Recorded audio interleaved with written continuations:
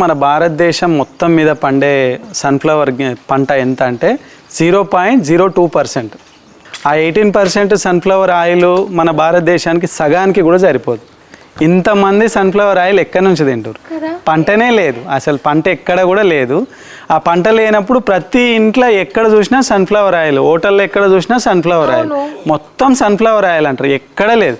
మనం బయట నుంచి 50% నూనెలు దిగుమతి చేసుకుంటున్నాం మన దగ్గరికి. మనకు అన్ని విధాలుగా మంచిగా ఉండి, అన్ని పంటలు వండే దేశం అయి ఉండి, అన్ని సమశీతోష్ణ మండలం అయి ఉండి కూడా మనం బయట నుంచి ఎందుకు తీసుకొచ్చుకుంటున్నాం? ఆ నూనెలు 50% ఎందుకు దిగుమతి చేసుకుంటున్నాం అనేది మనం ఆలోచన చేసుకోవాలి. అన్ని రకాల పంటలు పండుతాయి. ఇంతకుముందు మన పెద్ద మనుషులు వరితో పాటు నూనె గింజలు అన్ని రకాల పంటలు పండించుకోరు. వాళ్ళు ఇట్లాంటి ఎద్దుగానుగ దగ్గరకు వచ్చిర్రు, గానుగల నూనెలు తిప్పించుకోరు. సంవత్సరం వరకు వాళ్ళు వాడుకున్నారు ఆ నూనెలు.